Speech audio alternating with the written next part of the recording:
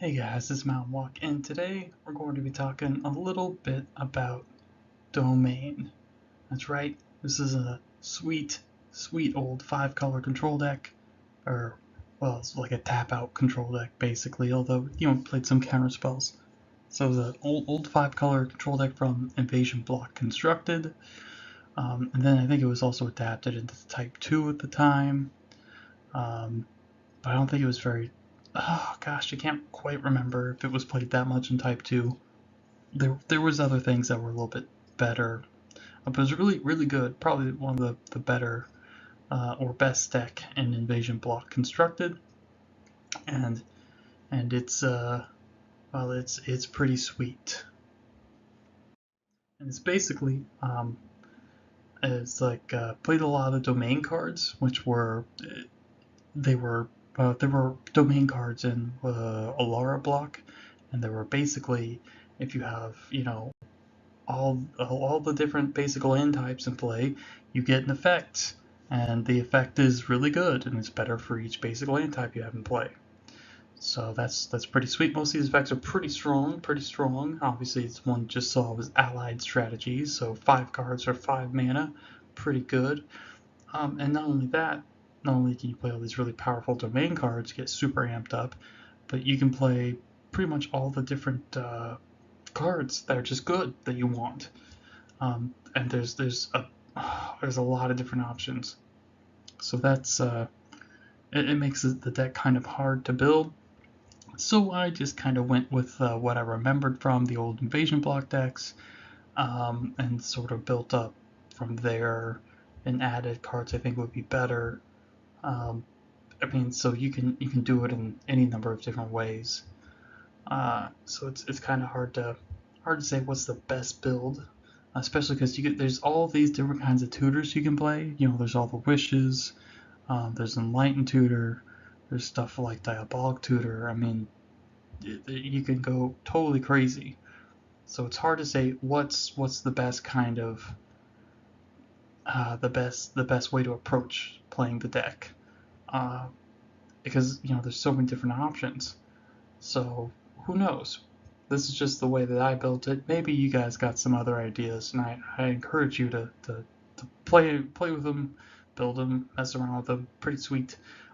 There's a lot of decks pretty unique because it's a multicolor deck, but it doesn't play a pile of basic lands. Typically these multicolor decks are just like filled to the brim with non-basics, and this deck's basically just some fetch lands, which I'm not sure how many you want to play. It's somewhere from 6 to 8, I think. And then basics, just a lot of basics, because you need the basics to make the domain cards work, of course. So, yeah, it's pretty sweet. So let's take a look at this thing. Let's see what are we working with here. All right, so since we're playing mostly basics, it's kind of a sort of a little bit of a 5-color green thing going on.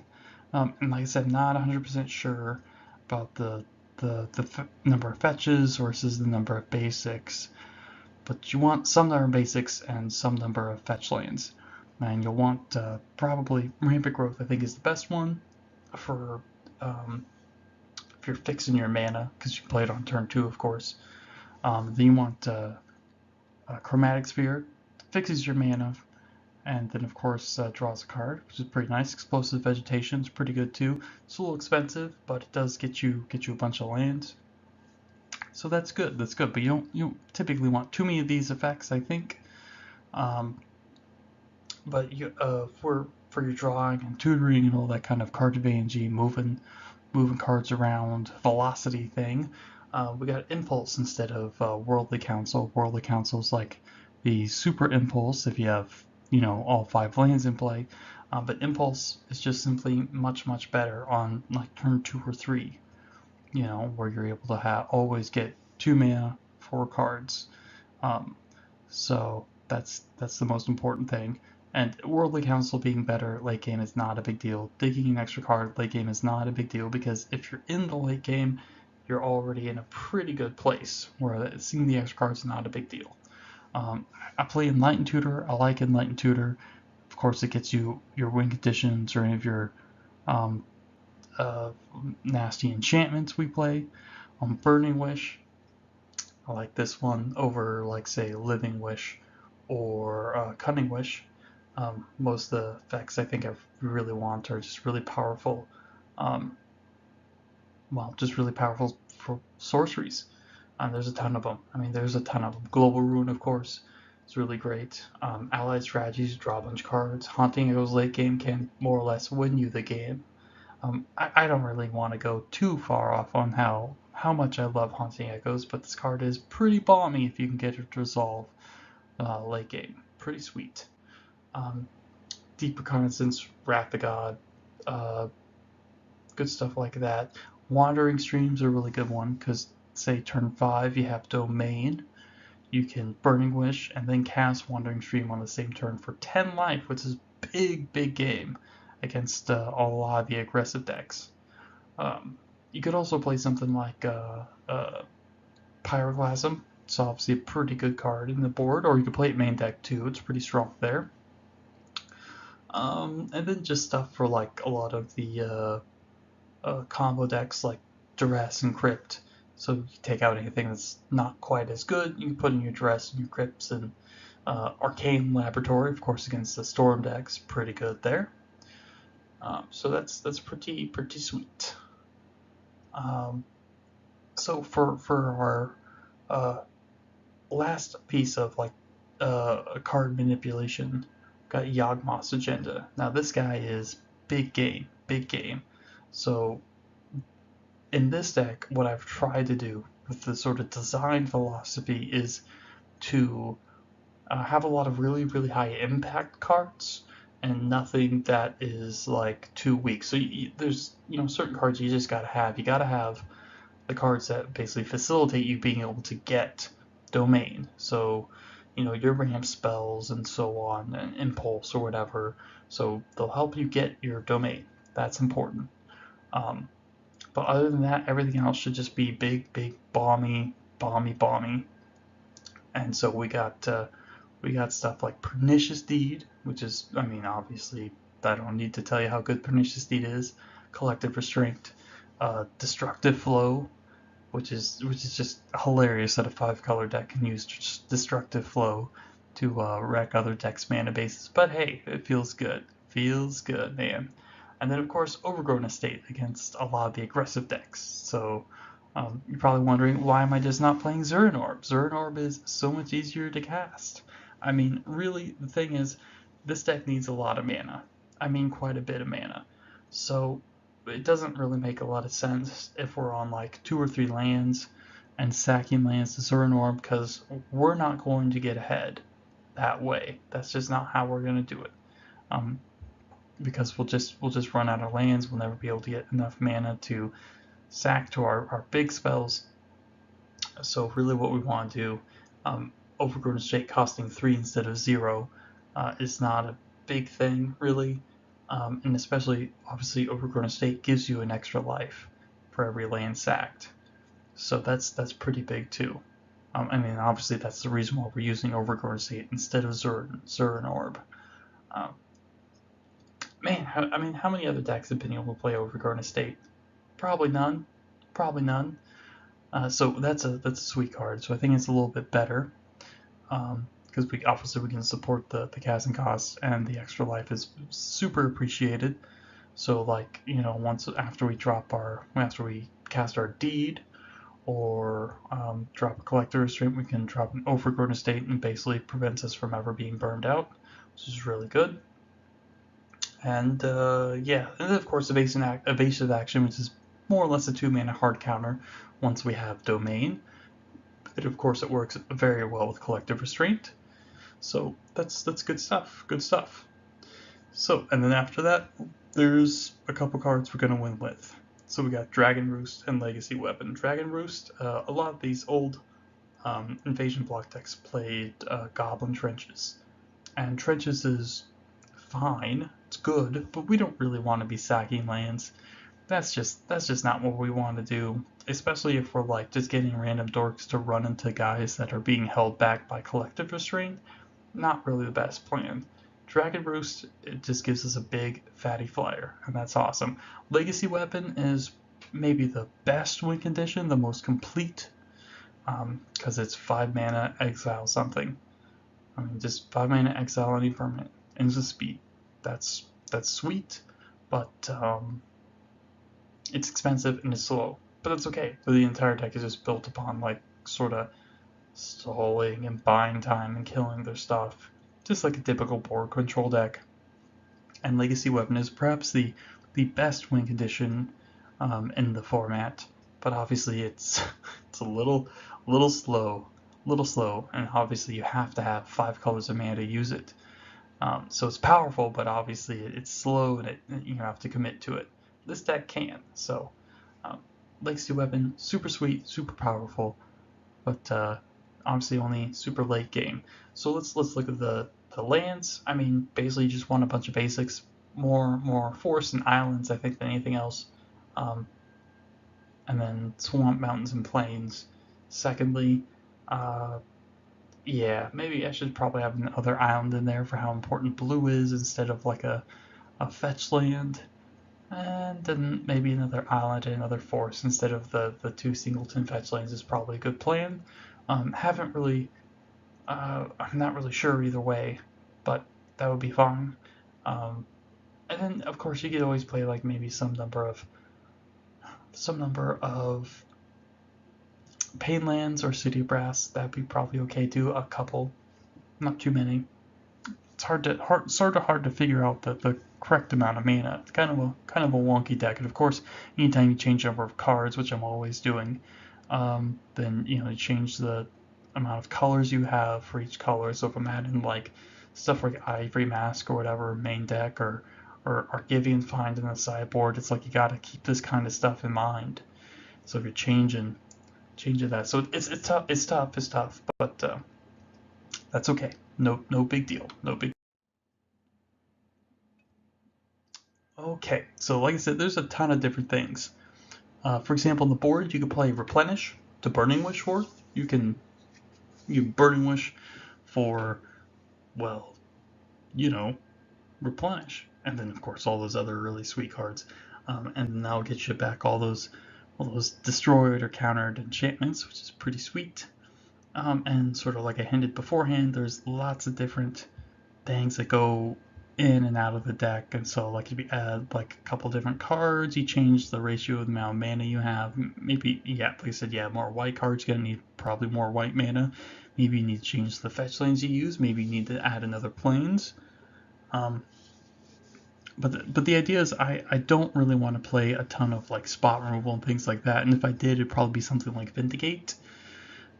Pretty sweet, obviously powerful, answers any one particular thing, but I think you really just want to really be able to just play big, bomby, make bomb stuff. So your D's and collective restraints and stuff like that, and not really a ton of spot removal. I could be wrong with this. I'm thinking maybe I could play like a couple plows or something main deck, or Terminator, or whatever spot removal works best, Edicts, something like that. And that would probably be a good idea, but I'm not 100% sure. Maybe I want Vindicates, because Vindicates are never dead, and they do help with a little bit of land destruction, and the land destruction of course plays into them not being able to pay for evasive action, or of course collective restraint, that kind of stuff. Slows them down, and that's really important too. So it's hard to say, but I'd rather just play all big balmy stuff. And it's kind of nice because it's a multicolor deck, but you don't really care about any of the like hate cards. I mean, Blood Moon would be a problem after board, but only if they are able to get you before you get all your basics out and stuff like that. Maybe if you have like a super, maybe if you only have a hand of like fetch lands and then they ramp out a Blood Moon on turn 2 or something, that could be an issue. But typically, not really. You're not vulnerable to that kind of stuff. And the nice thing is, lots of different win conditions.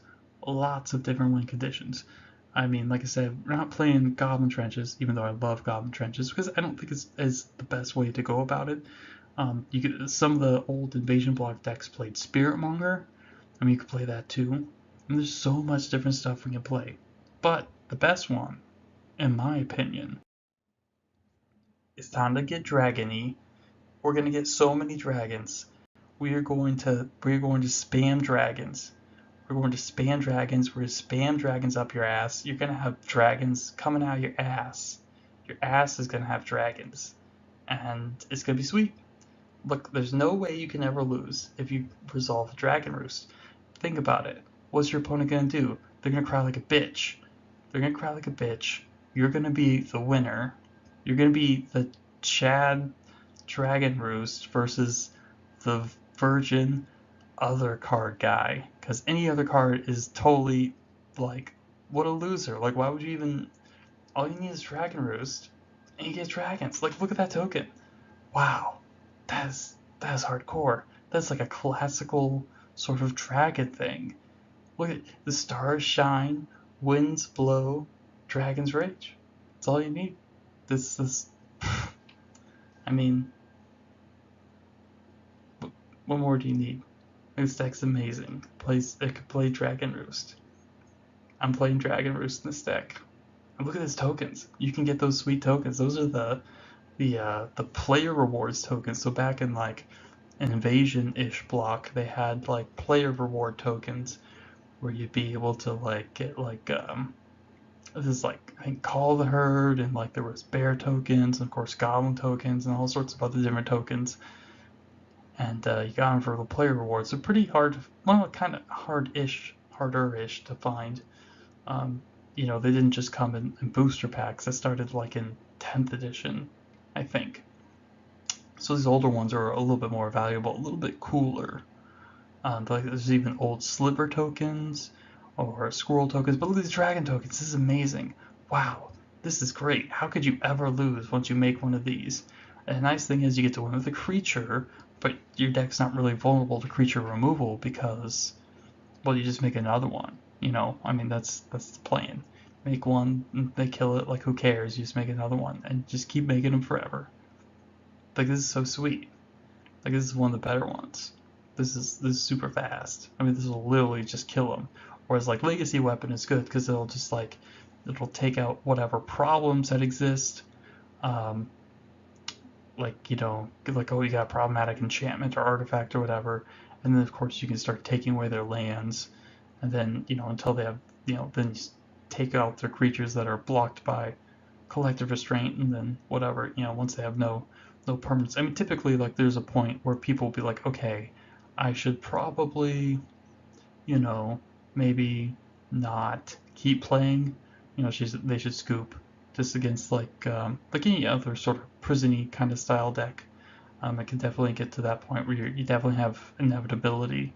But yeah, I mean, shit, just keep making dragons, dude. Like, who even cares? Like, look how powerful that is. Can you feel the power? Can you feel the fiery breath raging? And it's raging, and you got some claws and some wings. It's got that Glenn Angus artwork. Glenn Angus is the guy that did Spiritmonger. So this is perfect. It's like playing, you know, dude who did the illustration for Spiritmonger as your token, and it makes you feel extremely powerful. How powerful are you feeling? Extremely powerful. Yeah. So that's it, guys. I mean, I don't know. Like, what more do you need? You can't lose. You can't lose with this. So that's it, guys. Thanks for stopping by. I really hope you enjoyed the deck. This is definitely something I haven't seen around anywhere else. So it's kind of a little bit of a homebrew. This thing is sweet. It's got all sorts of sweet stuff. My God, you could even play Chromat. I have a full Chromat I could throw in here. That'd be a pretty sweet win condition, although, you know, it's too powerful probably. It's probably too powerful. So, anyways, guys, thanks for stopping by, and have a great day.